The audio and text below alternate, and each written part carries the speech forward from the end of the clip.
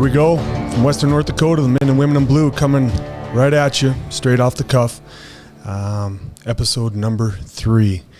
And we are continuing to upgrade here. Lieutenant Hannell, looks like we got the video rocking and rolling. I was questioned last time about video, but they didn't see our faces. We'll give it a shot this time. Sure. Yeah, it looks good. It's pretty amazing in here. Although I am kind of making an initial regret not bringing a phone book or a booster seat in or something, because there's a definite size disparity going on here. Yeah, I'll try to get the hunch effect going here, Will. And I think for those the audio listeners only, Kylan's our tank for the department. Former Blue Hawk linebacker, and puts up a mean bench, and me not so much. Well, for those that are watching, it's we're obviously continuing to move forward. Lieutenant Hannell here kind of got the Mad Mixer thing for us, and looking at different ways to improve the production of the show for you guys. And I think, Mike, you talked about just you want feedback. You want feedback from our listeners and our viewers. And yeah, absolutely. Any topics they want to have us talk about, and anything's off the cuff, really. That's what we want to get. Yeah, I look at it as like, we are serving you guys in a good portion of what we're doing, and so what you guys want to hear and see, we're definitely going to try to work that stuff in as this thing continues to progress forward and build in. So I suppose even before we get started, though, it's congratulations go out to you're officially Lieutenant Klauser now. You're kind of joining the admin wing back there, giving me some more company.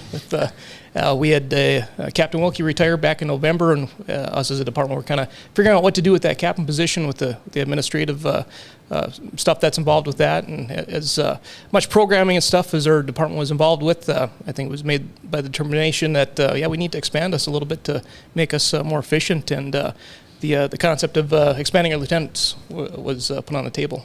Yeah, to say I'm not excited would be it would be an understatement. So I'm really, really thrilled and humbled, and as I said, when we got up there and we talked in front of the group, it's just, it's much more about what everybody else has done for you than what you have done for yourself. And the older you get, I guess, from my take. And so I appreciate, the things you've contributed to my career over time, Mike, and those in the department and the opportunities that kind of been bestowed. And so, and this opportunity is just the same. Looking forward to it, and has been fun. The hallway has been a lot chattier, it seems like, in the last month. So yeah, good stuff to come ahead. So we're joined by Lieutenant Matt Hansen too. He was a patrol sergeant. He's the third lieutenant that rounded out. He's gonna be taking over patrol, more or less. Yeah, and if we talk about, if we had him in here, he would be making me look like a midget too. He's about 6'6", tall fellow he is, and so it's kind of an interesting dynamic.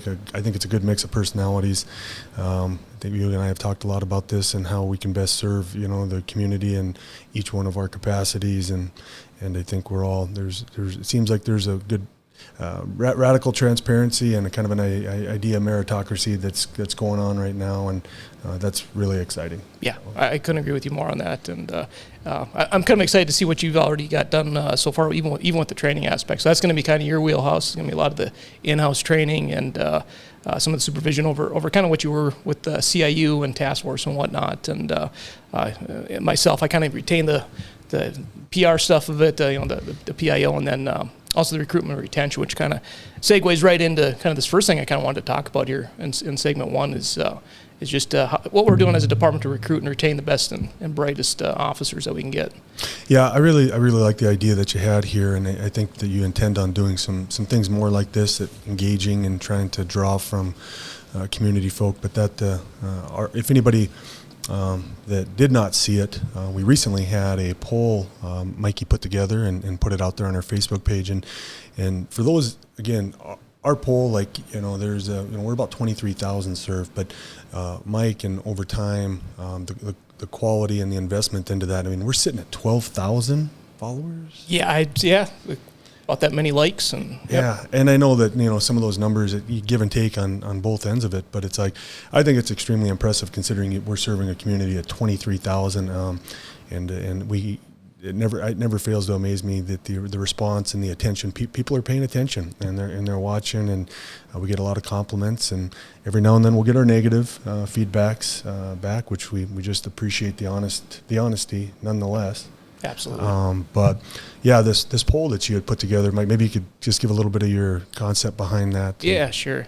So it's not a scientific poll by any means. So the sampling poll was just kind of whoever came across and agreed to complete it. And the question we had asked, we wanted to know, if it weren't for fill in the blank, I would be an officer. I'd be a police officer. So we were just trying to put some feelers out there. What's preventing people nowadays, especially in today's climate? What's preventing them from clicking the submit button and sending that application in? Us as a department, we've I don't want to say chronically understaffed, but we get redline pretty close, and it seems like we have openings every couple months. Oftentimes retirements, and in this case, just promotions and making movement and whatnot. But let's just jump in and you may tell. What do you think, if we had to guess, I don't know the hard one, the last time that we had a closed application field and we were not taking applications? Yeah, I remember specifically that time. It was about 2014, and remember Ben Schumann. Yeah, little Ben. Yeah, he was the last officer that we had hired. We were full staff for 2 weeks, and I believe somebody left right after that. So yeah, that was 2014. This was the last 7 years back again. A little while ago. Yeah. So, and it's not necessarily unique to Dickinson. I think it's a lot of the times when officers leave our department, we have them do exit interviews, so we get some feedback as far as why they're leaving and whatnot. Overwhelmingly, it's they wish they could take our department with them, and that's not to be braggadocious or really talking us up. But I think we're doing a lot of stuff right as a department. It's just a lot of different variables of why they choose to leave the profession or leave the department for a different area. So we kind of wanted, that was kind of the purpose. I kind of just wanted to see with this poll is, what's driving people for not wanting to click that submit button on the application. So I put out a poll on Facebook here. We had about 50 some odd responses. We had the option of, is it the danger level? Is it pay? The hours worked? Obviously the profession climate as it is across the nation right now, or their criminal history background. And then I did put an other in there, which unfortunately I kind of wish I wouldn't have done, because that was the top poll was other. And when we asked people that if you did select other, put in the comments below what the reasoning was, and I didn't get a whole lot of sampling off of that, and there were some medical issues or maybe some family members that they're associated with that aren't conducive to law enforcement. So that was a tough one to gauge, but the very first one though is the danger level was the one that seemed like it stuck out a little bit. Yeah, the thing that we always battle in each one of these, there's so much stuff, bad information that's out there. That article, I think this morning where they had a chance to click on or just not, it's in the inbox talking about different ways to approach this whole conversation moving forward with technology and video marketing and recruiting and stuff. And we definitely have our hands full with getting creative. And I think this poll, maybe just, like I said, it's not scientific by any means, but it definitely helps us, for we know the locals are the ones that are following us, our communities, and so we get a little bit of an idea on what they're thinking there. Right. But, to let's go outside of the other, which, but our number 2 on the list going danger level with it. And so we're going to have our first, I guess, what do you want to call our get-to-know officer guest here in a little bit, Sergeant Jeremy Moser, our longest tenured sergeant, sitting on about 13 years with us, and he'll be able to talk about some stories related to this topic, both different ways. But so stay tuned for that that are listening right out of the gates. But the some points here that you put down. just number 1 out of the gates, talking statistics, people that want to look at the numbers, it's, driving in your vehicle, driving in the oil field, more dangerous. I would say, especially at the height of the boom there, when Highway 22, you go at 4:30 in the morning, and it was a constant stream of traffic, and the amount of crashes and injury crashes that we were going to, quite frankly, that I think that was more dangerous at that time to be driving on the roadways in oil country than it was to be a police officer here, and I think that's still the same today, even though the traffic might be down. So part of it is just to really put that back into perspective. The media is kind of a driving factor of that. If it bleeds, it leads. So citizens are constantly bombarded with the danger level for law enforcement, and no doubt there is an element of danger. We don't want to discount that at all, but for the vast majority of officers killed in the line of duty, when you compare that statistically to cab drivers or farmers or whatnot, the ratio is extremely low. And that pairs into, how we approach that is, we give the best training and the best equipment to our officers in order to keep them safe. Yeah,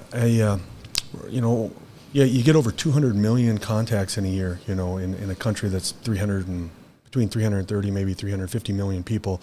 And it's from the safety end of it, you just think that people, I don't think actually the hard numbers being like on use of force in those situations that are always upspinned in the media, they're, as far as the rate goes, extremely low.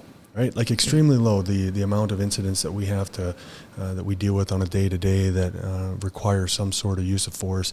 I mean, when I say low, I mean I'm talking down into the 1%-ish, give or take on that statistical significance. But and when up at the university and stuff, talking from time to time during the instruction with the young kids in the criminal justice field, it's a big misbetrayal sometimes. I mean, they'll talk about their perception on some of them. They just think it's like the movie SWAT, running and gunning and barrel rolls and different stuff. But we all know it's a lot of walking followed by the sprint, for just a few seconds. That's a perfect analogy on it too, and we train our officers up to that level so they're prepared for that sprint.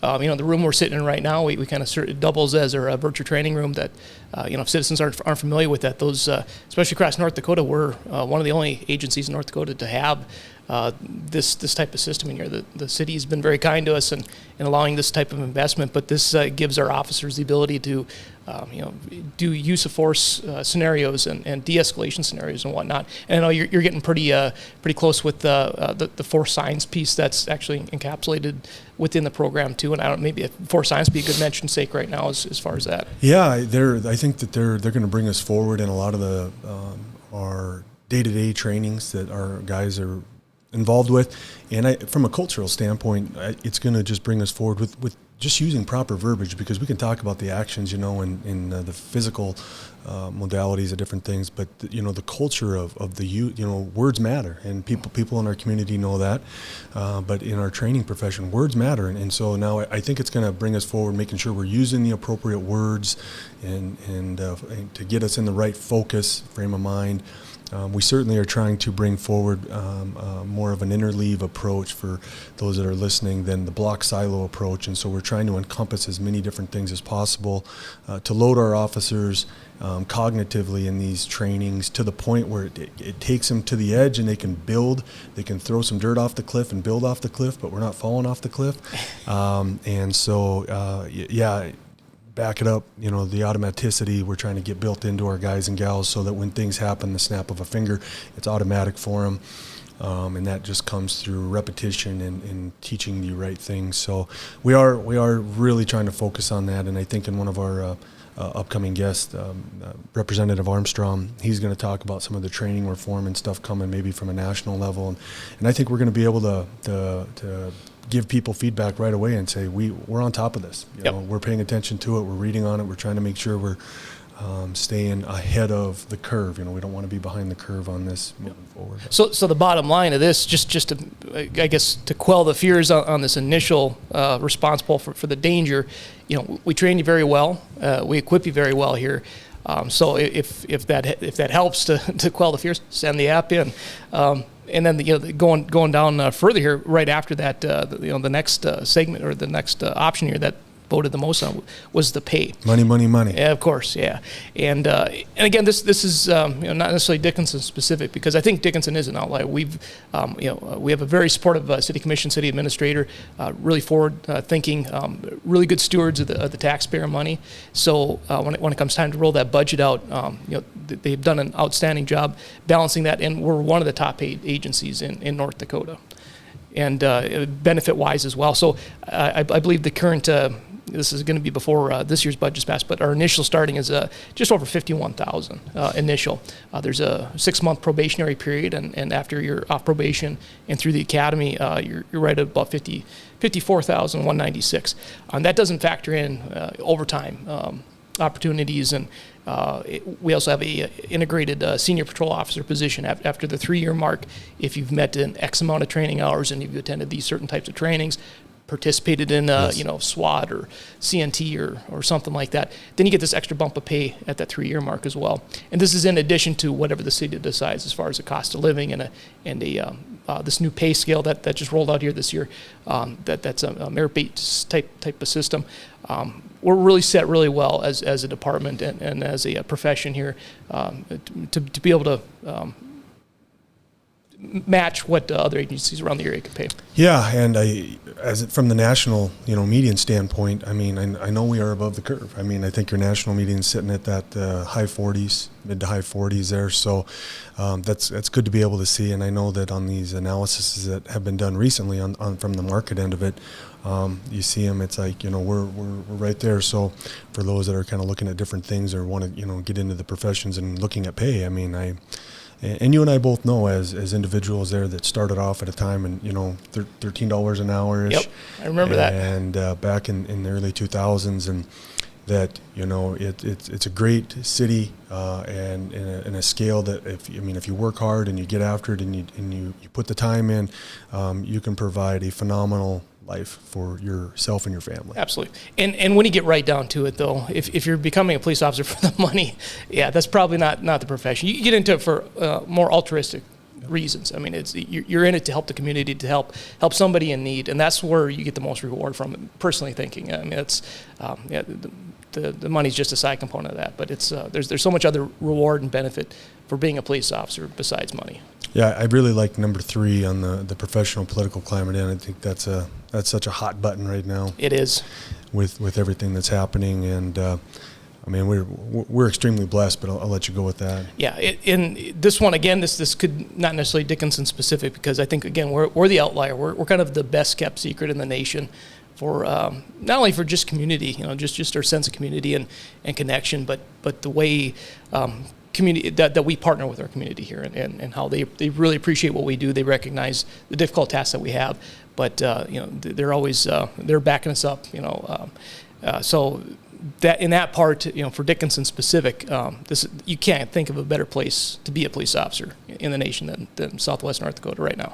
Yeah, the ability to have a populace our size, build relationships with these people, and we know that they're holding us accountable. We know these people's faces, and some people will kind of downspin that maybe because they're thinking like, well, small communities and have this perception of that. And let's just bear in mind that 75% of the departments, I think, in the country are 20 sworn or less. Mm-hmm. So by that standard, I mean, we're a big department, right? Because we're sitting at coming up 44 and a half sworn.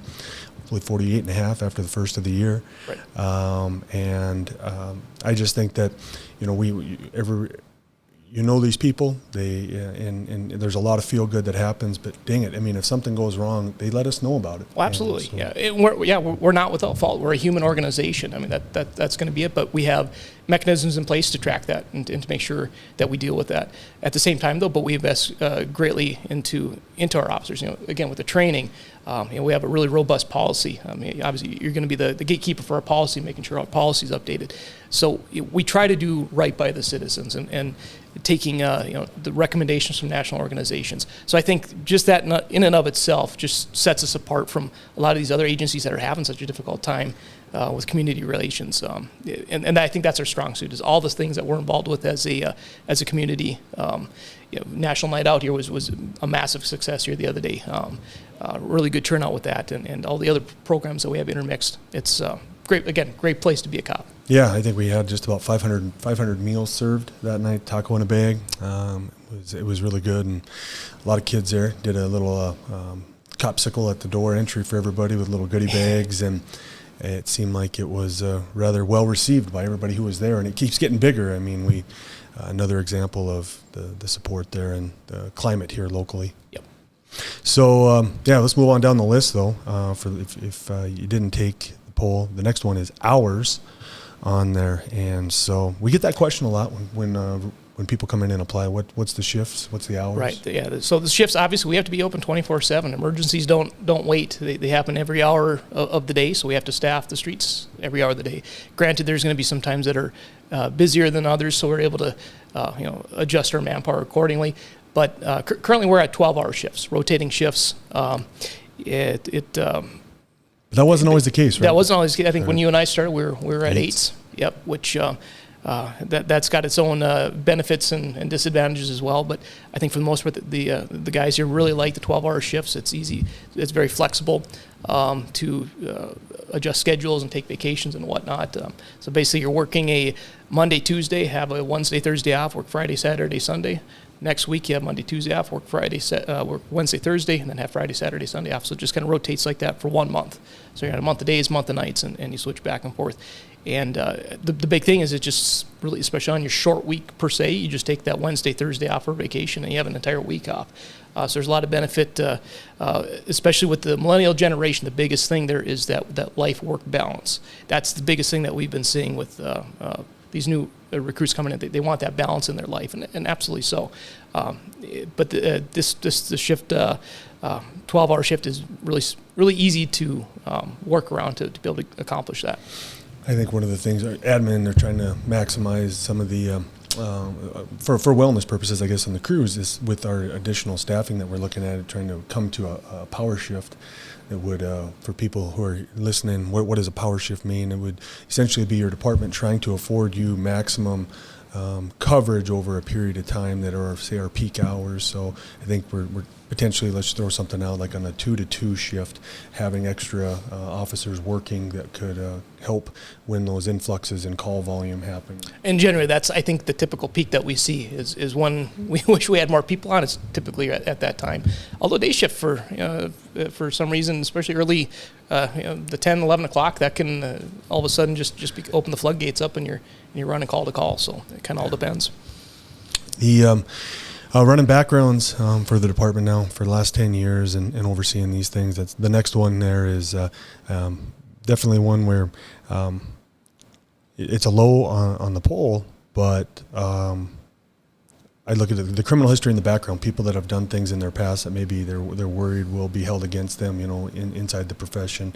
I know from the onboarding side, you talk to a lot of them at the front end before when they're putting their application in, Mike. Does that conversation coming up, and how does that play out for you? Yeah, so obviously we're the phrase I use is we're not recruiting at the Vatican. We're not expecting absolute unblemished records of people coming in. I think that's an unrealistic expectation. But at the same time, we have to ensure that we're hiring the people with the absolute highest character and integrity. And despite what might have happened, in the past, people make mistakes, and we don't hold that necessarily against them. So we have a very in-depth background process, and I think that's, again, another reason why I think we're doing a lot of things right as a department, why we're retaining good officers, why we're having that really close community relation, is because we're hiring the best and the brightest, even though they might have had something in their background. So that initial onboarding conversation that I usually have during that hiring process is just be honest about yourself. When it comes time to either the manual background, which your detectives usually handle, or the polygraph, which is our polygrapher for the department. And as long as they're upfront and honest, that's what we're caring more about than a little blemish on the record a couple years ago. Yeah, I think about some of the stuff that I talk when I meet these applicants at that particular stage of our hiring process, be it at the polygraph examination or the end of the manual. And, we highlight that, people need to understand, we do not think we're hiring perfect people at all, ever. And so, I think currently our disqualifiers stand right now that if you have 1 year on marijuana usage and 2 years on any other illegal drug, on automatic disqualifiers, and there's a domestic violence definition that fits in there as well for an automatic. But outside of that, we have a bunch of stuff laid out there, but we try to sort through every applicant case by case, and it goes back to what you said, the willingness and to be honest and forthcoming is just a huge part of the decision making, I think, for the administration and who they're hiring, right, for the community and for their justice system. Absolutely. Integrity is key. If you lack integrity, you don't belong in this profession, and you can't testify in court. Your word is absolutely worthless. So, got to have the integrity as the cornerstone. Yeah. It's, but I do support what you said. I do think that there's been times where there's been contentious different backgrounds and stuff that have came through with different applicants. But I do think our process is it's as good as there's always room for improvement, but it's a good process that I think does its job. I agree. So And then last, I know, at least we're coming up here on our time marker, but, on that other, you tried to get some others seeking out some comments for other reasons, but maybe we know now for next time. I think so, and I suppose even as an addition to this podcast, so now we're gonna have this on YouTube. Hopefully, comment on that. Comment on our Facebook page when we post this. Yeah, put it below. What's stopping you from clicking the submit button on the application? We like to talk it out.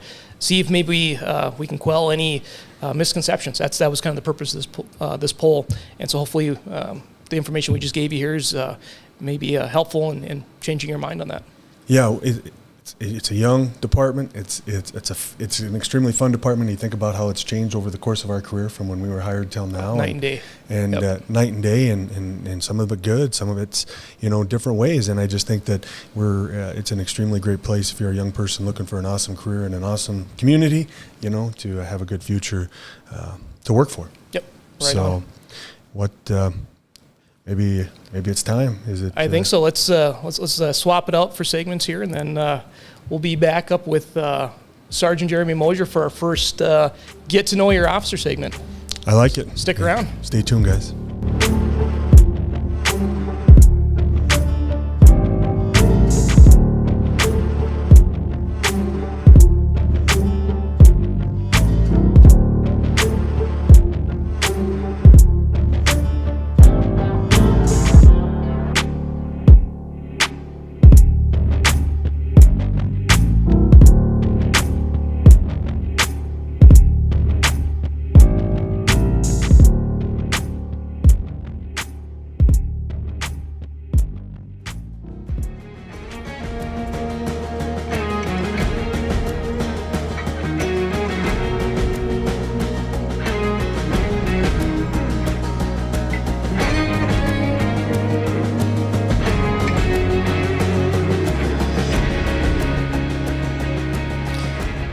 Might be a good idea to get somebody in here to powder our faces. I ain't sweating yet. No, just soon enough though. You got the hot seat that we've always wanted to get you on. Right. So, morning, Jer. Morning. Sergeant Moser. The Moj. Yeah, we are bringing part of the podcast moving forward from time to time. I guess I'll just our first coffee with a cop, so to speak. We'll coin some phrase here. I've already had 3 cups this morning, so I like it. So yeah, the idea behind this, Jerem, was to try to get our men and women in front of the camera, on the mic, and having conversations with them at maybe a level of the community they've heard the name, or they've saw certain things, and give them a chance to hear them on different levels. And so, you were the first one. Lieutenant Hannell had mentioned at the beginning of this. It came to mind, which is definitely a good recommendation, that your time and tenure with us here at the department is lengthy, and we'll talk about that as it goes along. But I think it's going to be a good thing, and looking forward to the feedback from our watchers, our viewers and listeners as it goes on. But hey, man, it's been a long time. Us three, kind of like we refer now like OGs a little bit, right? Just because coming on near the same time back in the mid 2000s, and so you wanted to start off a little bit, maybe tell our viewers and listeners about yourself, man. Well, I'm originally from Langdon, North Dakota. After high school, I went into the Marine Corps, spent 4 years in the Marine Corps. Langdon's in Canada, right? No, pretty close, yeah. Just a few miles from Canada, yes. Spent a few days in Canada myself. But with the Marine Corps after high school, 4 years, like I said, down in San Diego. Spent a lot of time overseas. Honorably discharged as a sergeant. One of the main reasons I exited the military was to get married. Yeah, right? And my wife and I, Jennifer, we moved up to Colorado. I was seeking a law enforcement career there. That didn't so much work out as I was involved in a car accident, which bumped me off the list. Yeah, you were playing with Denver PD. I mean, right. You were next on the hire list there, right? Well, not necessarily. With it, pretty close. I was in 300 place, something like that. Yeah, and you got it was a gnarly car wreck you're in, right? I got rear-ended, yes. Yeah. Went to the hospital on a stretcher. What was that? What was that all about there? Can you talk a little bit about that? You just had an intersection? No, we were on the interstate. I was heading home. It's about a 2-hour drive every day, which is another reason I came back to North Dakota. We got slowed down in traffic. I just got to a stop, and I just looked in my rearview mirror, and it's kind of funny. I used to drive a Ford Ranger. Yeah, I barely fit in it. And actually a full-size Ford Ranger back in the 70s. I looked in my rearview mirror, and he come flying up behind me and wiped me out. He actually hit 3 other vehicles as well. So he was doing 55 plus mile an hour, and I was hit. Anybody outside of you hurt on that? There were several others that were hurt and hauled off. Yeah, and that kind of set the sun on the Denver aspirations then, right? Yeah, it stopped me. I actually good for us. Like a week later, I was supposed to do the physical agility test, and that wasn't going to happen. What about the? Okay, so the Marines, small town North Dakota, pretty 2,500. Pretty tight family, right? Correct. Why the Marines? What's the story with this? My uncle Kevin, he was in the Marines, so I always had that aspiration and always kind of followed in his footsteps. Okay. Where did that take you at? Like at the beginning of what you're down in San Diego, or? Correct. Yeah. MCRD boot camp there for 3 months. Okay. Of torture. Yeah. Did you ever contemplate any of the special forces stuff at all throughout the course of it, or did you? Yes, I was got introduced to and actually went to Scout Swimmer School down in Coronado. Essentially, that's at the BUDS training facility where the Navy is, and ended up ultimately becoming a Scout swimmer for a couple of years. Okay.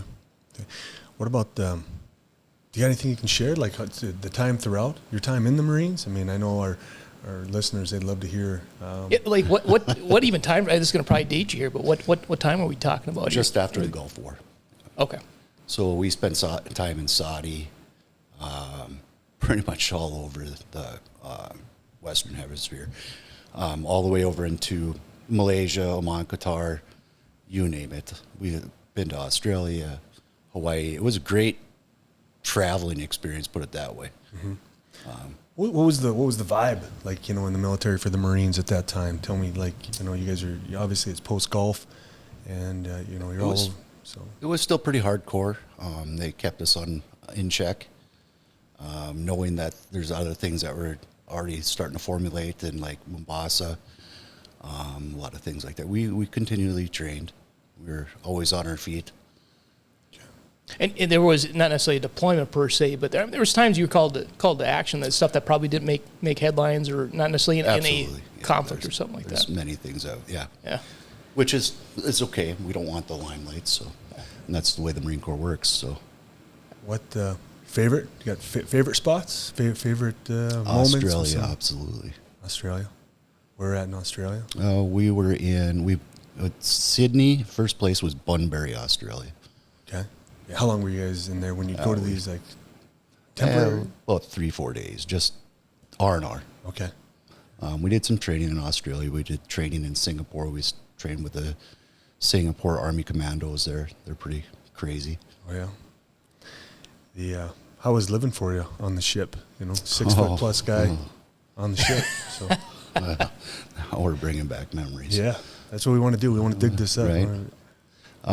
So went on 2 6-month deployments overseas, called the Westpac, and there was a time where we were on shift for over 90 days, which gets pretty.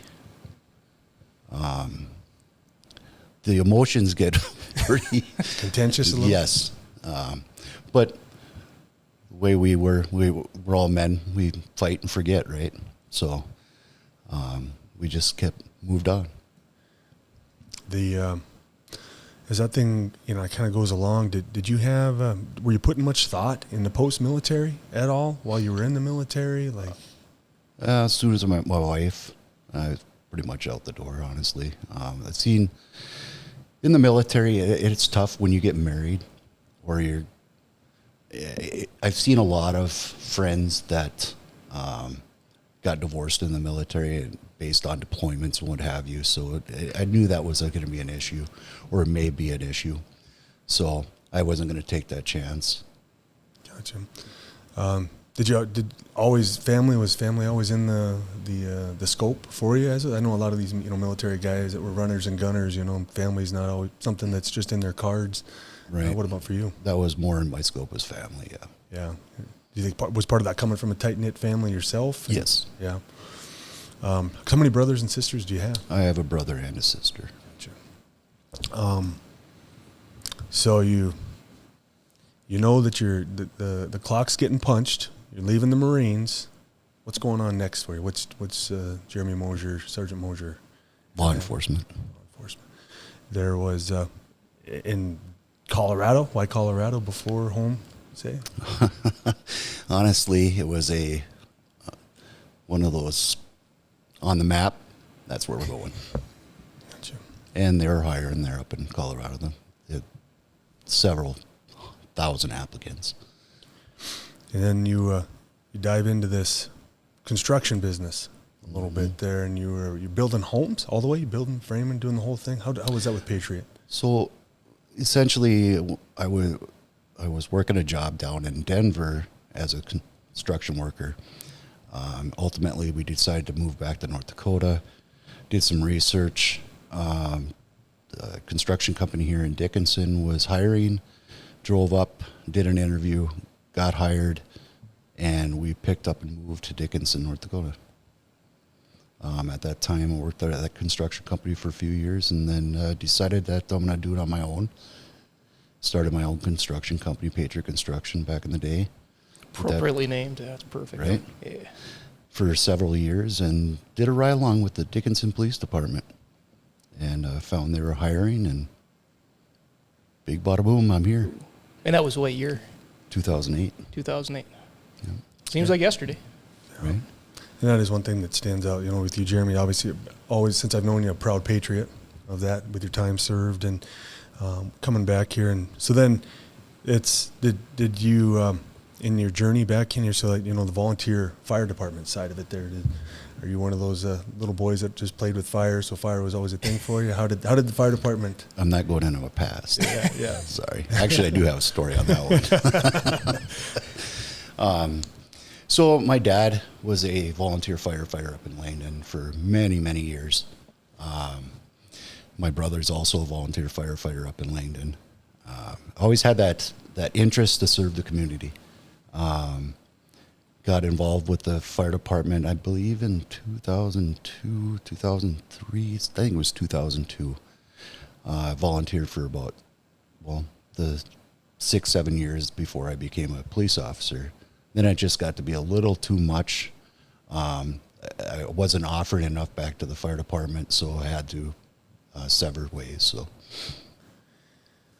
and then, lucky DPD. EPD, yes. Comes in there. Was there anything in between that at all? Was there that we're missing that maybe talk about that be worth notating for? Besides having a few children. Yeah. Yeah, and we'll talk about that for sure as this kind of happens along. So you get, what do you think, what's your expectations when you come to work for the Dickinson Police Department? You always know what the department tells you, but what were yours? Initially? Yeah, initially coming into this that first time. I was gung-ho, ready to go. Let's do it. Let's go. Go. Now I'm kind of a little more laid back, a little more knowledge of the job, and knowing that we got to slow down a little bit. Yeah, that just comes with time and experience. And right. Yeah, there's a certain gear that you find that's good for you, and yeah, the further up you get, and you get that breadth of experience of how to deal with stuff differently, and yeah. Another neat part I think about because we're very we're malcontent people sometimes by nature. Very dissatisfied with a lot of different things, but and always are easy to be able to find the negatives in certain things when we're picking apart ourselves. But I look at this as a good thing when I look at your career and stuff. The things that you've been able to be a part of, some pretty good stories and some pretty good call responses that you have to have good people there. You got to have people that are, squared away there for our community. What about some of the ones earlier on? Some that come to mind for you that stick out? Your early responses and things. I remember when. As far as I was about a month and a half on the job, roughly. Still haven't went to the academy yet, and we got called to a shots fired call. Definitely a lot of, I shouldn't say memory, or they are memories, obviously.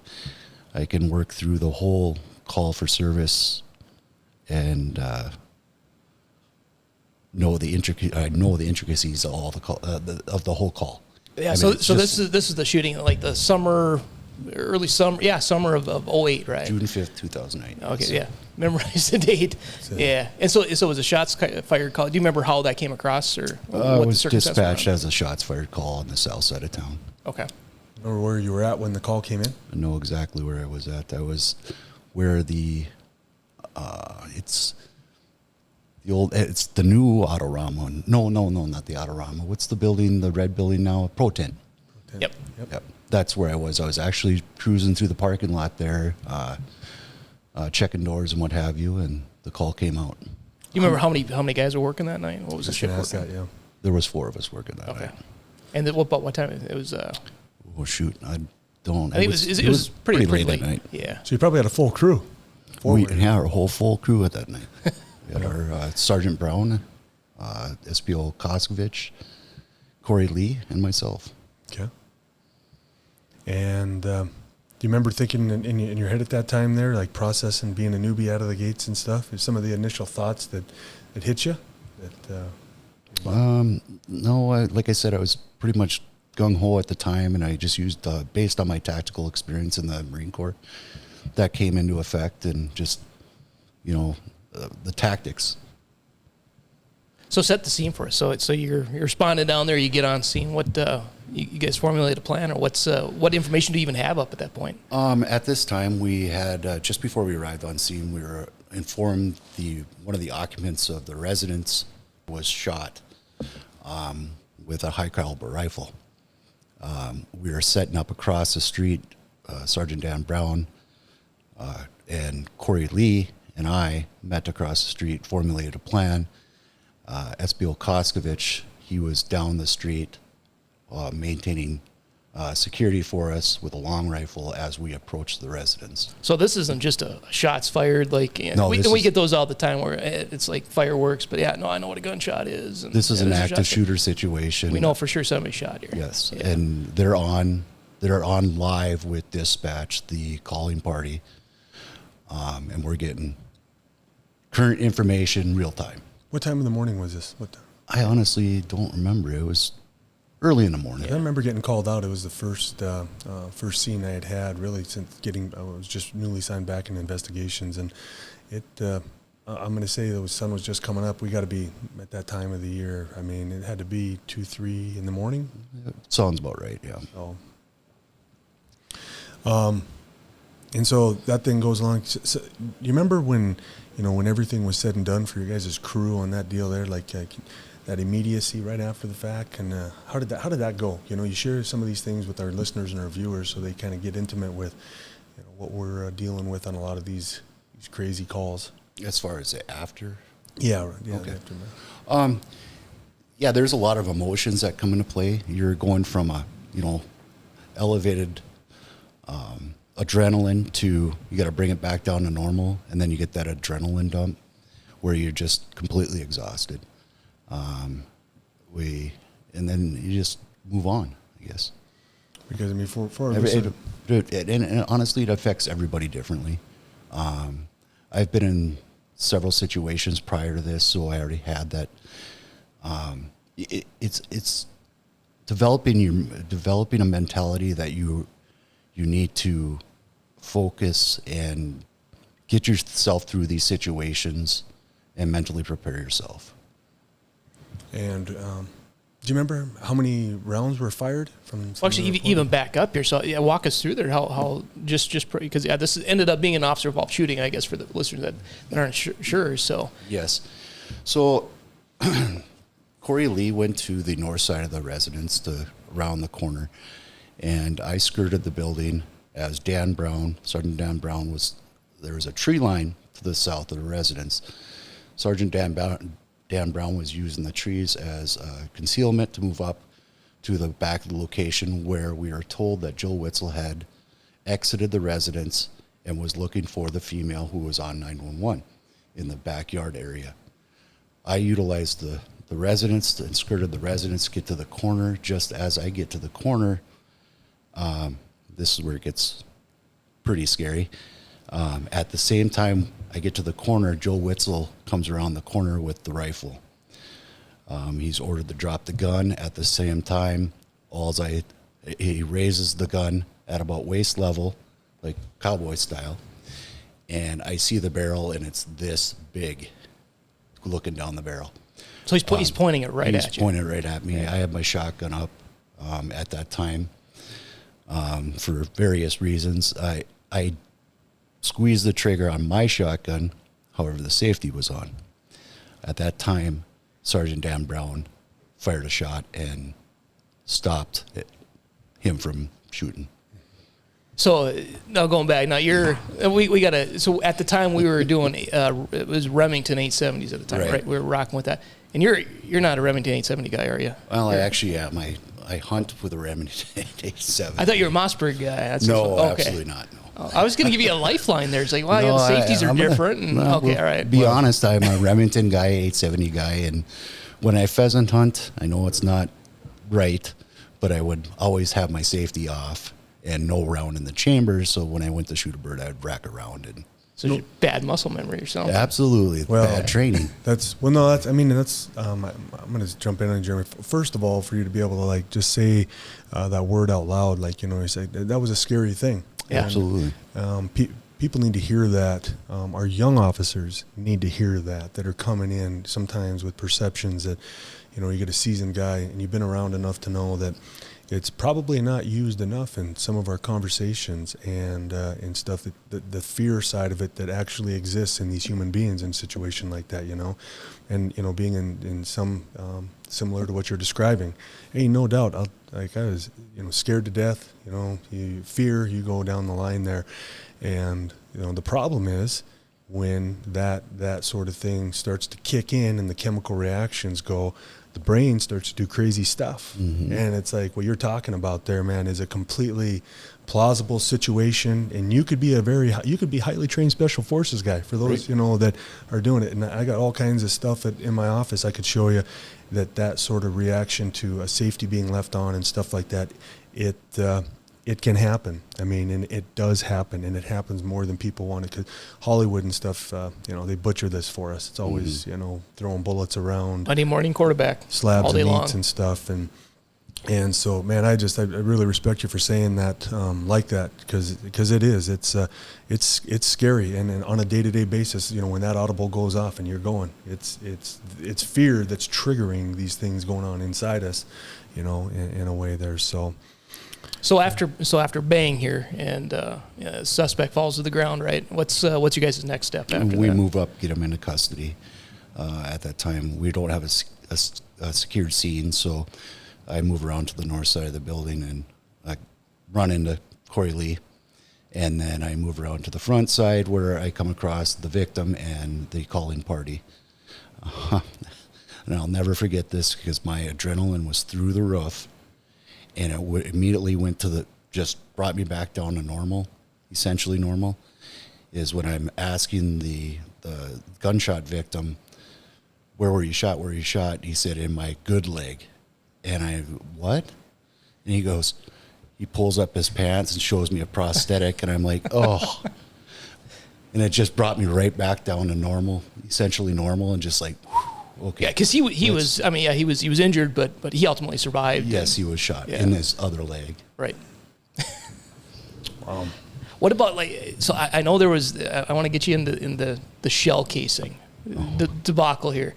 So tell me a little bit about the shell casings that ended up becoming. It was actually wasn't a shell casing. It was a full loaded round that had a dent in the primer. Well, as I had made contact with the victim and the reporting party had handed me a full or live ammunition 308 round, which she already had in her hand. I took it and put it in my pocket.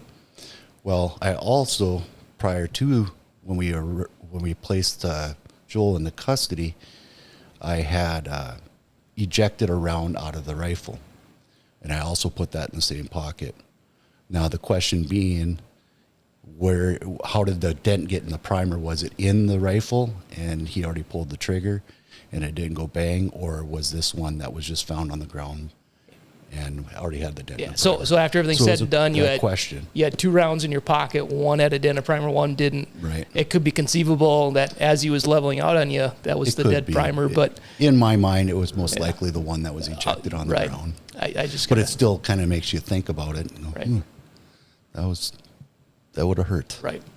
And so ultimately, he survives as well. He survives, yes. Yeah, gets taken to the hospital. Everybody was okay in that situation. Obviously. Yes, everybody lived. Right. My thing is, how did that conversation go that night when you came home to your wife? Actually, that hey, I'm here a month and a half, and I almost we got really close on this one. How did that conversation go that night? It was actually early in the morning. I got relieved from the hospital. We had a debrief. And then we were sent home for the day, actually a few days, for a little R&R, and we spoke through it. I gave her every detail that I knew of, and we talked through it. I confided in her, and we worked through it. Yeah, and I think that's a good plug for the often unsung heroes of law enforcement is the spouses of law enforcement officers. I don't think they get near the credit. You know, the cops are always the ones getting the glory and stuff, but for the spouses that have to go to the birthday parties alone, or take the kids to soccer practice and whatnot, all while we're out doing our job. I think that's the public really needs to remember that the officers aren't necessarily the only ones sacrificing per se. There's a lot of family involvement and family stuff that you miss, and it's the spouses there that are the backbone for everything. Jeremy, you were working with the Alabama Fugitives. Came through town. Yes. And we're on the run. And so can you want to give a little bit of a background on these cats from your end of it, as from the beginning, their escape and such? Well, from what I understand, these 4 individuals had escaped or 2 individuals had escaped from a prison down in Huntsville, Alabama, I believe. That's 2008 now. Let's time ourselves. Yeah, a year after. 2009. Yeah, this would be about July a year. 9th, 2009, roughly, I think. I'll never forget that day, that's for sure. I had received a text message or a phone call to respond to the LEC to respond to a shots fired call involving a burglary, or actually not a burglary, an armed robbery that took place at the movie gallery here in town at the time. Where was the movie gallery at? Just so people can kind of... It's where the Southwest Community College is right now. That call came in, I responded to the LEC, and I was tasked with grabbing our old milk truck. For those of us that were on the SWAT team, we all very aware of the milk truck. It was an old Air Force maintainer van that we kind of converted for SWAT use. No ballistics. No ballistics at all. And I was tasked to drive it out to Gladstone, where we were briefed on what was taking place or what happened.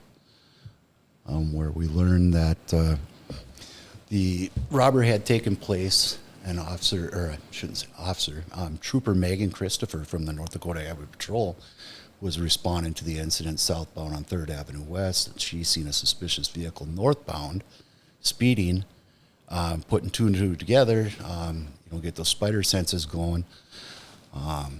She turned on the vehicle and pursued it, and where it turned into this pursuit here we're going to look at here, and we'll just go from there. Yeah, so we actually have the in-car video from that night. So this is Trooper Christopher's in-car video.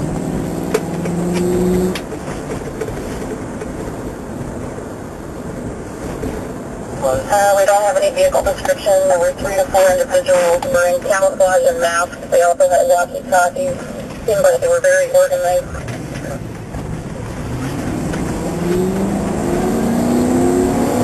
So those headlights that you saw there, that was actually the fugitives going north here on 3rd Avenue West, and now it looks like they're hitting the interstate. I-94.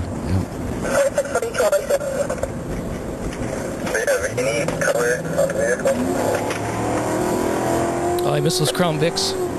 Yeah, they're quick. You always can hear the Crown Vic.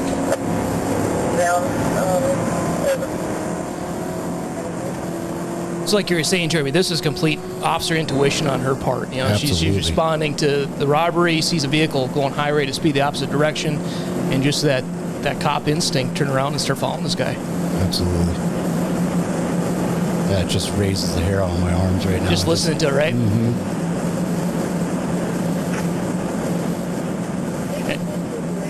At this point, she didn't quite light him up. There's the 10th Avenue East Bridge, still going east on the interstate, right?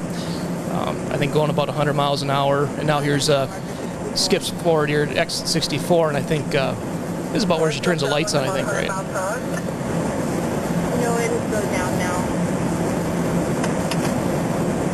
So if you find the state of that plate, let me know, please.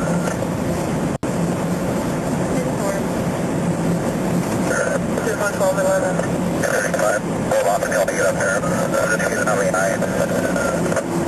That was Trooper Wade Cattermas in the background. He really did a lot to quarterback that night.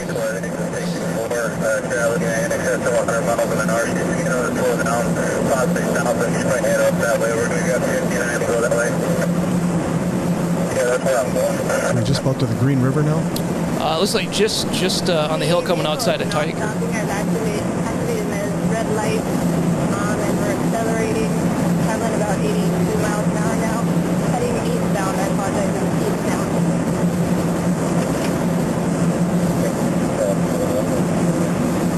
Section unit 228 is attempting to stop a vehicle eastbound I-94 from Montmartre 64. Please traveling about 85 miles per hour. That's your flight. And here's the Lehigh Bridge, and this is where it's going to get awfully interesting here in just a second. Vehicle of green GMC with unknown license, unknown state license, 47A Adam 1 Frank 2.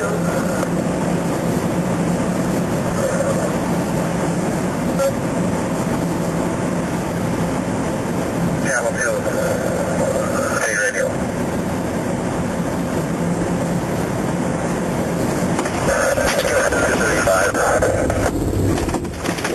Shots fired! Shots fired! I am not injured, but shots fired. Heading eastbound. I heard shots coming to it. I'm out to get more people.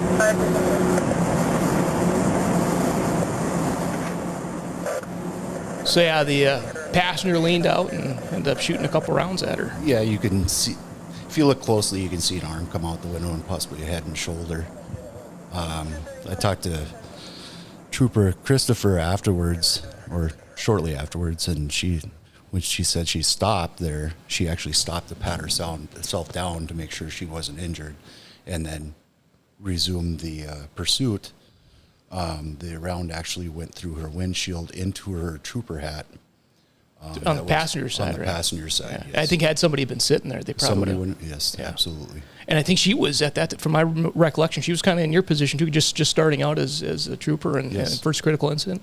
But as you saw in there, immediately afterwards, got right back on it and tailed these guys into Gladstone. And she shortly after that too, I think she was also involved with that pursuit just south of Watford with the military vet that kind of Yes. just had a mental breakdown. It was a suicide by cop thing, and she ultimately was able to talk him down with good verbal de-escalation. So yeah, she's a go-getter. Yeah, she's a Great trooper, cop. no pun intended. Right. Yeah. Well, they again at the beginning of it there, and jumping around a little bit. So what you were seeing there was Ashton Mink and Josh Southwick had broken out of the facility down in, we had thought, where at in Alabama? Huntsville. Huntsville, Alabama, which is now a facility that's closed. Supposedly because of this incident. Yeah, and they were aided by Ashton Mink's sister and the wife, Jacqueline, for Joshua, right? Or for Ashton, excuse me, for Ashton. And I think it was timed out, a thunderstorm, a power outage. When they broke out, yes. Yeah, definitely. and they cut a hole in the fence. It's like all Shawshank Redemption style. Yeah, I think Right. that the females had staged some tools or something near an area where they knew they could get to, and then made their exit. What was kind of interesting, I think we were talking before the podcast began. Once they took off out of there, they made their way up through a good portion of the country. I mean, they were up on almost on the West Coast, I guess, Utah, Wyoming, through some parks and things. Yeah, robbing stuff all the way up. I think additional movie stores, like the movie gallery, and working their way up to North Dakota. Yeah, and made it on America's Most Wanted. Right. Yeah. Yeah, they were. One America's Most Wanted was still on air. They were all featured on there. And the other thing you might not have picked up on that video either is Trooper Christopher was able to get the numbers and the letters on the plate, but she couldn't quite tell what state that was from. It was only a little while after that when state radio had the chance to start running, all just start at the top and just start running plates by state. And thankfully, Alabama was the plate it was from. That's the very first state, and so they were able to that NCIC hit. So that was their wanted subjects. That's pretty much the first indication that we knew we were dealing with some gnarly people. And they actually, I mean, it wasn't like they were just coming through town for us either. They were here the night before the robbery actually occurred. Ate at McDonald's and we're staying out at Patterson. At the campgrounds out at Patterson, right? And the robbery was at about 11 o'clock at night that they actually hit Yeah, I the think movie gallery. it's a timestamp on there. I think we're at closing time, and it was reported that they were wearing camouflage and mask and what have you, and we had that. Are they involved in the military? Were they in the military? What do we have? What are we dealing with here? It's one of those moments I wish that we would have had our body cameras back in 2009 now, so we could continue on with the with the footage there for the viewers and stuff. But unfortunately not at that time. But there's a lot more to the story. That was just the start of it. So from there they went into Gladstone, and Trooper Christopher ended up losing sight of him within the city, and that's kind of where Jeremy picks up here. Right, they just she lost sight of him in southbound into Gladstone. We were unsure or unclear if they remained in Gladstone or if they held up there somewhere. We staged on the Enchanted Highway right there in Gladstone and started gathering information about who we were dealing with. At that time, Lieutenant Leach, it was coordinated to where a reverse 911 call was put out to all the residents in the Gladstone area and Stark County. And it was within, it felt like it was like an hour and a half later, we get a phone call from a resident south of Gladstone saying they seen a couple individuals going into their garage, their unattached garage at their farm. Well, it's got to be our people. So we moved down into the area there and set up a security. The residence was occupied by a husband, wife, and I believe daughter.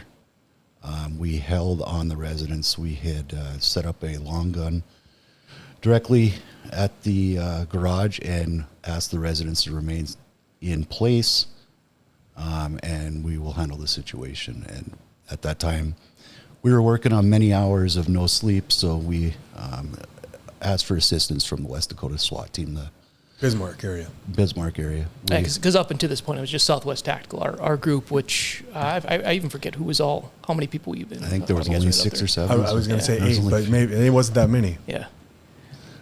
At that time, we just pretty much held in place until, and we also had air support coming from the North Dakota Highway Patrol to get the plane in the air, to get eyes on what was taking place on the ground around the garage area. 4-man team, emergency response team from West Dakota arrived. And with the 4-man team, we used one of the Stark County Sheriff's units to move up and evacuate the 3 occupants of the residence. Myself, Michelle Volz. Michelle Volz was the driver of the SO unit. Michelle Volt at that time, she was one of our female officers. Yep, one of our female officers who was on the SWAT team. And then our chief now, Chief Dossinger, him and I, we moved up to the residence with the 4-man evac team essentially.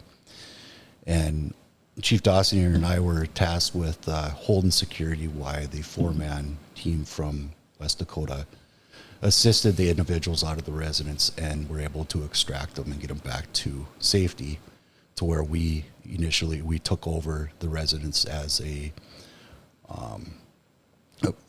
place of cover. Myself, I remained at the southwest corner, where Chief Dossinger had moved up to his position on, I believe, the northeast corner of the residence. So we had pretty good eyes on the garage while the 4-man team entered the residence to set up a security for the rest of the West Dakota SWAT team to arrive. And this had to be early morning, like 2-3 in the morning by this time, you think? This is the sun was coming up already here. Okay. And then it started snowing. And this is June 6th or something. Yeah. Now it's probably after midnight. Now, so June 6th. Yeah, it's snowing. It's snowing. North Dakota. Right when the sun came up, it started snowing. Heavy wet snow. And we stood perimeters. Chief Dossinger and I stood perimeter. At the time, he was a sergeant. We stood perimeter for, it seemed like an eternity, just getting soaking wet. Snow just caked on our shoulders, 4 inches, we got 5-6 inches of snow that day or that morning. So by this time, I mean, we got Dickinson PD, Stark County Sheriff's Department, got North Dakota Highway Patrol, ground and air. We got BCI, we got the marshals. Do we have anybody else? Do we know at that time did we call in, or it was a part of that? I believe it was then just the West Dakota. And West Dakota, yeah, which consists of Bismarck PD, Burleigh County, Morton County, and Mandan PD. With plus our negotiators too, because I think that was an initial tactic they used once all the chess pieces were put into place. I think they tried to get some communication going in between the suspects in the garage and the benefit of having the West Dakota SWAT team, the negotiators as well, yes, but they also had the robot that we utilized throughout the process of making the arrest. When you look at that, and as time has went along for us, Jeremy, from that, let's go first generation TAC team till now, like, do you ever think about how that changed, how the whole dynamics of that, or by how, being on our equipment that we have now and stuff like that, being lucky and where we are today? You know where I'm going with this. I believe you're going towards the Bearcat. Yeah. Our Bearcat is a huge game saver. If we would have had the Bearcat, this would have been resolved pretty quickly. Can you maybe tell the listeners a little bit, when you say Bearcat, what are we talking about? Essentially it's an armored vehicle that we use on the SWAT team. It's got a lot of capabilities, such as it's got a breaching tool on the front of the vehicle, which we most likely would have used to breach the garage door of the garage to open it up to effect the arrest or order the individuals out of the garage. It's got a turret on it.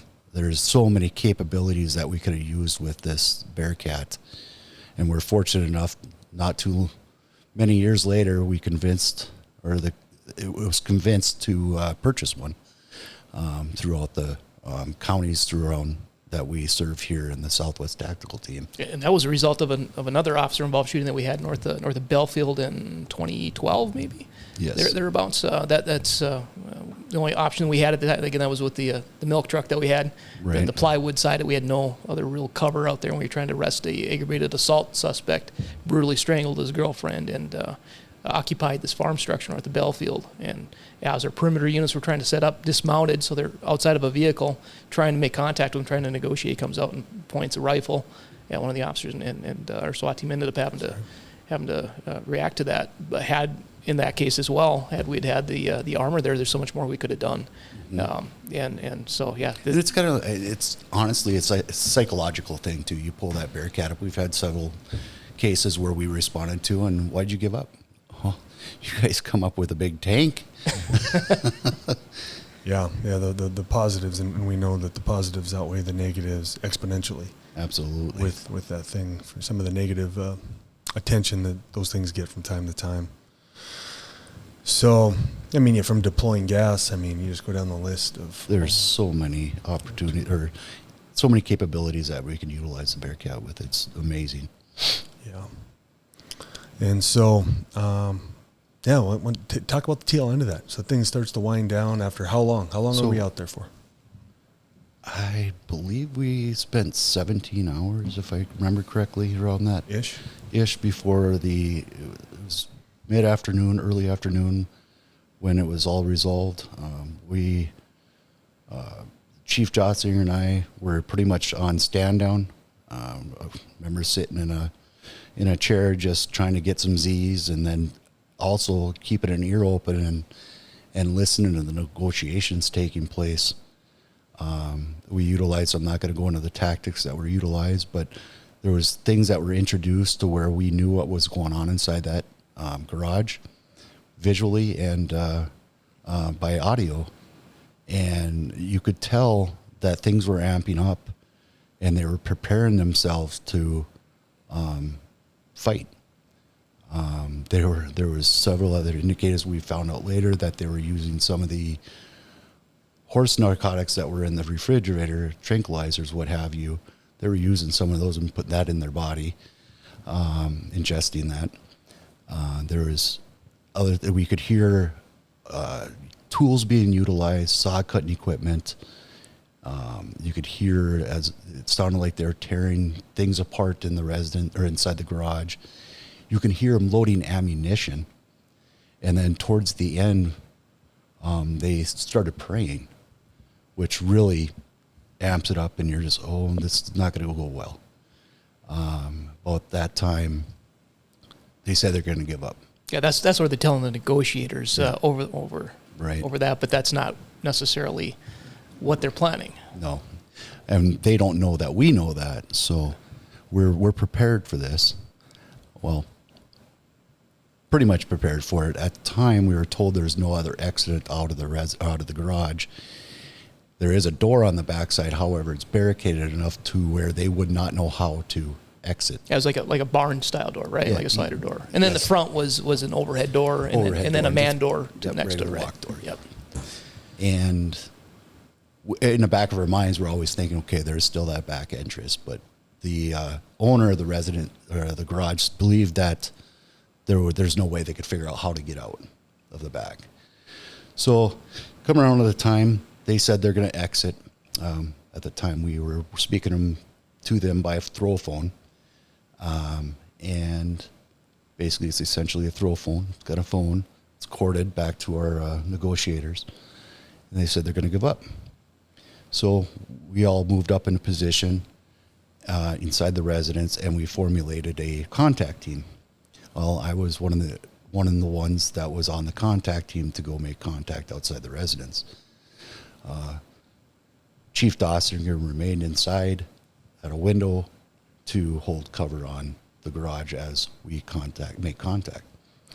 Two individuals exited the man door and were ordered towards us and took the necessary precautions. Remember who that was? Who came out there?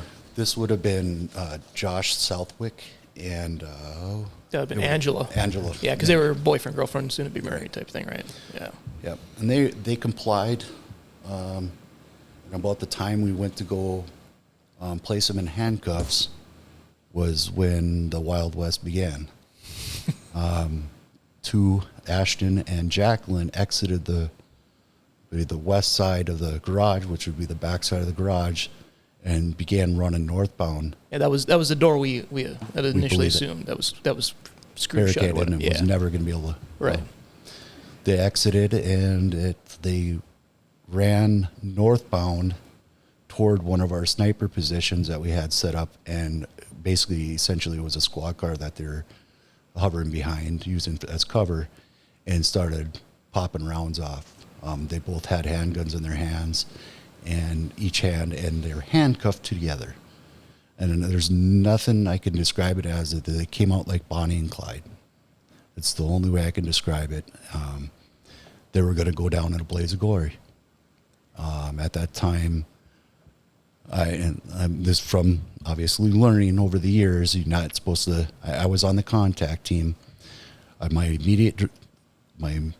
I just turned and I looked and seen them firing. So I we have a threat, so I fired my service weapon, and pretty soon it was all over. They were down. So we have the two in the custody. We got these two laying out in the middle of the yard area, approximately, I would say 60, 70 yards away. And they're laying there. We got the two in the custody. We move them back. Pull the mic up a little bit. Oh, I'm sorry. Move the two back. They're in custody. We decide to move up there with bunker gear, or bunkers, basically shields. We moved up there as a bunker team, and as we're moving up, we're a few yards from the back of the garage, and we hear another gunshot. We're like, well, she just shot herself in the chest with a handgun. So we continue moving up, where we got him into custody, and aid was rendered by the West Dakota SWAT team medic. He essentially saved their lives. Yeah, it's heavy. I mean, because there was a barrage of fire. There was. And after speaking with the rest of our TAC team, they were back. I later found out they were back there doing officer down drills and drills to continually be able to respond and react accordingly to what was taking place. And then they hear all the gunfire, and there was a lot of concern that I heard from other of our TAC team members, of knowing that our own TAC team members are up in that area, in the hot zone. There was a lot of emotions going on at that time. A lot of unknown. A lot of unknown. Yeah. Because at that time, I think strategically that our team had been just kind of put on the back as a backup in Bismarck SWAT. Metro Correct. down there had West Dakota. Our team was essentially on stand down to if this did prolong, we could move up and take over. And in Metro at that time, West Dakota, excuse me, that a much larger team at that time. I mean, they brought, do you guys remember, maybe 20 operators? They had a good contingent there. And we had, I mean, us as a SWAT team were probably only 4 years deep into experience. Our team had only been around since 2004. This is probably the biggest, incident that we've had to deal with. So it was important that we had that backup there. And going back to the air support that we had, it was phenomenal, because we had information that they were possibly going to exit it, and it wasn't the timing that we had when we were moving up to evacuate the occupants. Our aircraft would buzz the place and essentially keep them inside that garage. Yeah. It was one heck of a tactic on with the weather operator. The way it was too. Oh, absolutely. Yeah, it's certainly snow. In fact, I remember one of the investigative interviews with one of the females. She had said that, made some mention on how she had a dream about this, about how someone was going to die while it was snowing out. She made that type of thing. I remember that? Yeah. So that's pretty coincidental. They lived. They were treated here, I think, at St. Joseph's Hospital for a period of time, right? Hefty bill. And ended up, obviously, all of them ended up seeing their day in court. I know, Mike, you wrote some notes down here for us on that one, on the specifics of the sentencing. Looks like we had Jacqueline, 20 years, 12 suspended. Angela, she was 20 years, 10 suspended. Ended up actually was released in 17. And Ashton, he was 20 years of straight time for robbery. And then Josh was 20 years straight time for attempted murder. And got a couple notes past that. Yeah, and it was a long, extended medical. I remember having to post officers up there for security. When it came time for trial, I know we had an additional SWAT call out for that, because we had some information that a biker gang was going to potentially try to break these guys free during transport from jail to court. I mean, that was crazy. Yep. Well, and people should probably realize too, I mean, that was on the bill on the end of it, the cost that was incurred there from, once, we end up taking custody and enter these folks, let's just keep it simple, and arrest them and enter them, and now they have these injuries and they need to be medically cared for. We end up with the bill for that, taxpayers do, if you want to say. And so that was about $80,000. 80,000, I think, was the last report of that. And so don't, you can fact check that, people out there, but it was hefty. I know it was a very, very large medical bill. It was a medical bill, and essentially the other things that were damaged at the residence as well. Right. Yeah. Right.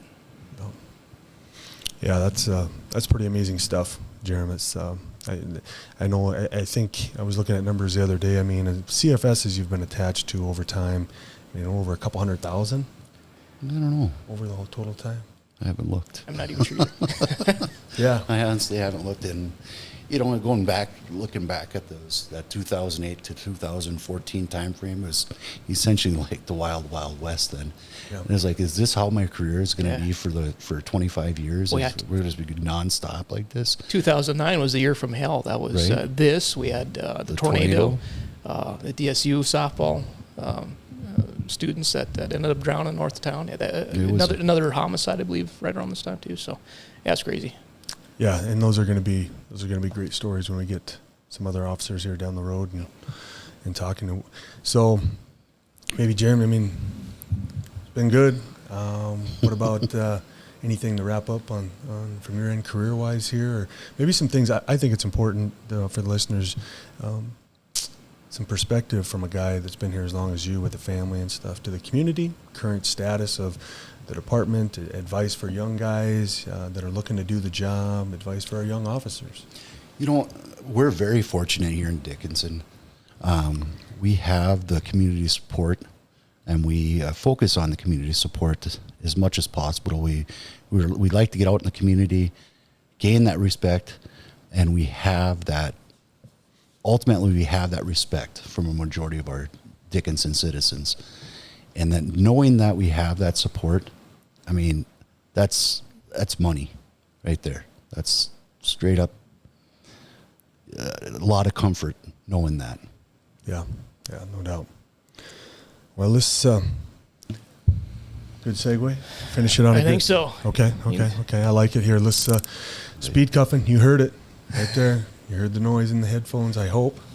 So this is actually.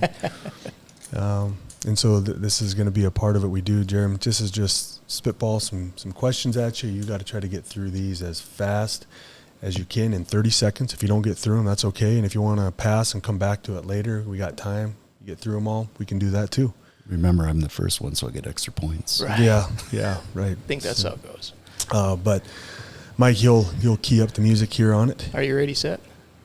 Here we go. All right. Birthday of the Marine Corps. 1775, November 11th. November 10th. Oh, elk or bighorn sheep? Bighorn sheep. Name of the first naval vessel you boarded? USS Cleveland. Drew Brees or Philip Rivers? Philip Rivers, I guess. Cap Lejeune or Camp Pendleton? Camp Pendleton. Name of the Marine Corps Bulldog mascot? Oh. Yeah, I feel like it may be coming here. Any want to finish with that one? Good no.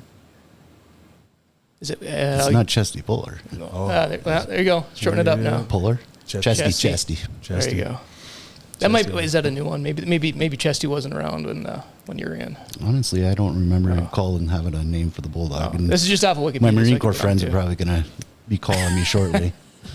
Well, we got through half of them there, so that's good. I mean, last thoughts, Lieutenant Hannell, anything from you? This is good. I'm glad we had Jeremy as our first subject on here. He's well respected in the community, well respected among our staff. Just an all-around good guy, big teddy bear. But it's an honor to work with him. I'm glad that he's part of our team here. So. Yeah, I really appreciate you coming on right away here, James, setting the tone for some of our future men and women that we are going to have on here. They got something they can kind of go off of with this, so really appreciate it. So, all right. Absolutely, anytime, man. Well, what do you think there, Mike? We want our viewers and listeners. Make sure to subscribe to us here on Apple Podcasts, Spotify, Google, Amazon Music, anywhere you get your podcasts. And then, we're on our YouTube channel here now. Hopefully, subscribe, click the bell. And got Kelly Armstrong coming up here next episode, likely. North Dakota U.S. Representative Congressman Kelly Armstrong coming on, talking big topics, police reform, criminal justice reform, local community, defense attorney, you name it. It's going to be good. And so that'll be episode 4. Tune in. See you guys later.